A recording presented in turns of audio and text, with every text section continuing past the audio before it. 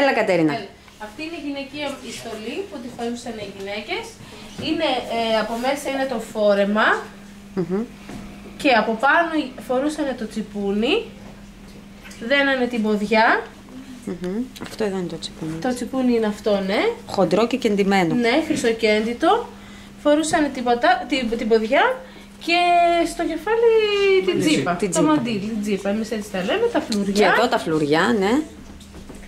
Αυτή ήταν δηλαδή η γυναικεία στολή. Ήταν και σκουφούνια παλιά, ήταν τα σκουφούνια οι βλάχες όσοι είναι.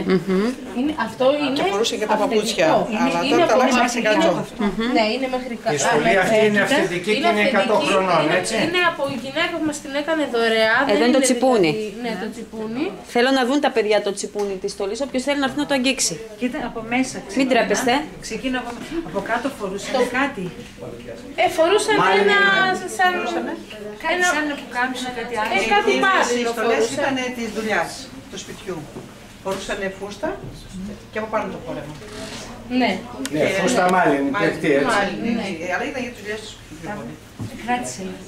Και συνήθως ήταν από Το φόρεμα είναι αυτό. Τα φορέματα με τα ξωτάρια. Δηλαδή για την εκκλησία. Ναι, είναι καλή δηλαδή.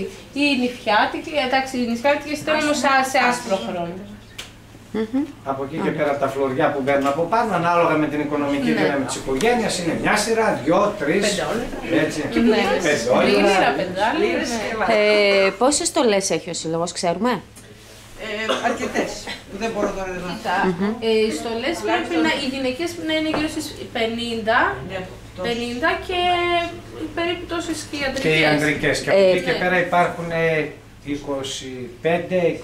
25-28 παιδικές στολές, έτσι, Για πολύ μικρά παιδάκια. για τα παιδάκια του δημοτικού. Για να κάνει τώρα ένας άνθρωπος με μεράκι και αγάπη για το σύλλογο, για οποιοδήποτε σύλλογο, τώρα μιλάμε για το βλάχικο, για να κάνει μια στολή, πόσα χρήματα χρειάζεται σήμερα? Για μια γυναικεία. Για μια γυναικεία 1500.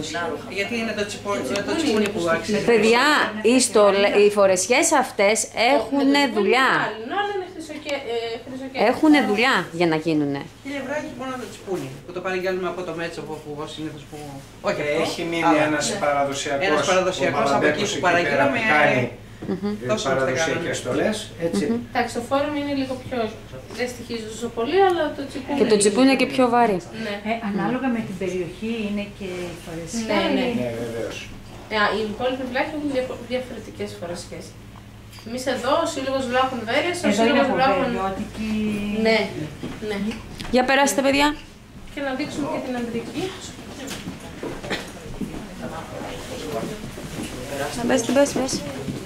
Μπες.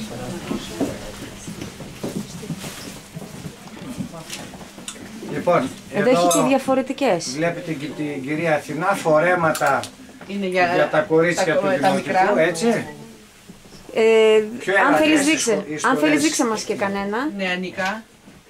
Αθηνά, δείξε 1-2 φορέματα κοριτσίστικα, τα οποία συνοδεύονται από ένα γυλαικάκι μικρό. Αυτό εδώ πέρα. Κράτα λίγο για να βάλει.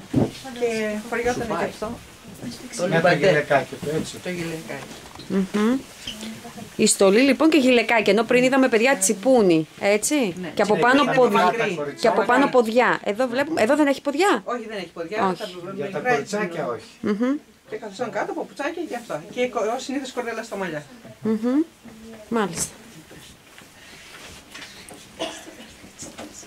Και έχει διάφορα. Για τα αγόρια πάλι. Σε αυτή την ηλικία. Έχουμε 2 τσιπούνια ανδρικά. Αντρικά τσιπούνι. Έτσι, ένα σε λευκό χρώμα και ένα σε μαύρο.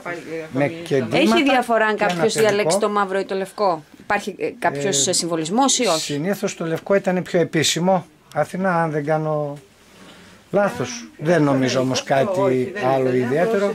Θέμα γούστου. Θέμα γούστου. Θέλω να πω δηλαδή αν κάποιος ήταν πρωτοχορευτής έπρεπε να επιλέξει κάποιο? Όχι. Δεν υπάρχει κάποιος τέτοιος διαχωρισμός. Μέσα από τα τσιπούνια έχουμε πουκάμισο, λευκό.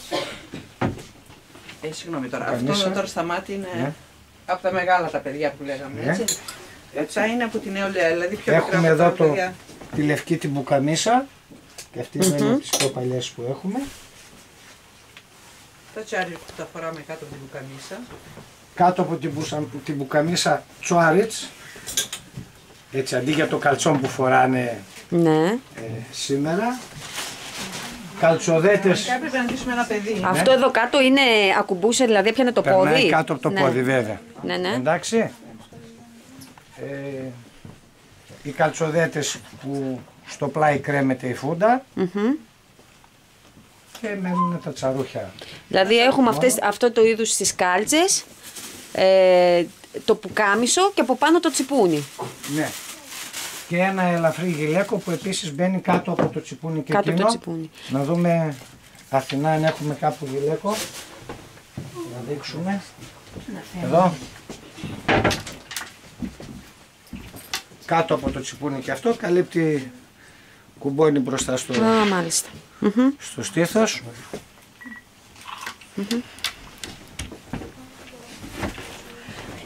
Και μια τελευταία ακόμα για τους παππούδες. Έτσι, με το μαύρο το παλτό το μάλινο, σακάκι μάλινο από μέσα και παντελόνι επίσης. Μάλιστα. Γυλαίκο μαύρο. Ναι. Μαύρο πουκάμισο, μαύρο γυλαίκο, μαύρο και κόκκινο ζωνάρι. Ζωνάρια. Πολύ ωραία. Όσοι είδες τα ζωνάρια μας είναι Τα αυτά. παντελόνια, επειδή δεν είδα προηγουμένως, είναι φαρδιά Ζωνάρι ή φοράνε στενά? και σε αυτή την, στην πρώτη στολή φορεσιά που δείξαμε, Στενά έτσι. είναι. Όχι, είναι φαρδιά πολύ. Αυτό είναι μαζί με το... Δεν είναι πολύ Τα μαύρα, φαρδιά. σαν παλτό ναι, που ναι, ήταν. για τους παππούδες. Για τους Ναι. παππούδες Δεν είναι αυτό. πολύ φαρδιά. Όχι σαν τα θρακιώτικα, έτσι αυτό. Να Εντάξει. πω όμως κάτι, αυτό το ζωνάρι το φοράμε σε αυτή την κλασική αντρική. Και στα, και στα για δύο. τους παππούδες, ναι. Ναι. Και για τους παππούδες. Μάλιστα. Εδώ δηλαδή έχετε 50 και 50 και 25, 125 στολές. Επειδή εγώ δεν άκουσα. Μπράβο, Υπάρχουν και μπράβο πιο στο παλιές. σύλλογο που... Υπάρχουν και πιο παλιές που δεν τις μετράμε. Αυτά είναι τα φορεματάκια για τα κορίτσια. Είναι για τα κορίτσια και από πάνω μπαίνει σαν γυλαικάκι, δεν μπαίνει τσιπούνι και ποδιά. Ναι, στα κορίτσια δεν μπαίνει τσιπούνι, ενώ στα αγόρια μπαίνει τσιπούνι. Εντάξει. Αυτό. Στα μικρά. Τώρα χρειάζονται να γίνουν άλλες παραγγελίες. Μικρά είναι αυτό. Ο σύλλογος πάντα κοιτάει να εμπλουτίζει όταν έχει το περιθώριο το οικονομικό, να εμπλουτίζει την καρδαρόμπα του. Αυτή τη Εκδηλώσεις, στιγμή πάντως καλυπτόμαστε. εκδηλώσεις εξωτερικού γίνονται. Βεβαίως, πήγαμε τελευταία πριν 3 χρόνια στη Ρουμανία και συμμετείχαμε κύρα στις Zilli al Kulturi, οι μέρες κουλτούρας που τις αποκαλούν εκείνοι. Ήμασταν εκεί για 4 μέρες, συμμετείχαμε σε φεστιβάλ στην Κωνσταντζα και σε ένα χωριό που συνεχίστηκαν οι γιορτές την επόμενη μέρα. Σε αυτές τις εκδηλώσεις πηγαίνουν βλάχοι από άλλες περιοχές ή πηγαίνουν... Βεβαίως, βεβαίως. Και οι βλάχοι από τις Σέρρες έχουν πάει εκεί πέρα και άλλοι ανάλογα ποιοι είναι προσκαλεσμένοι κάθε φορά.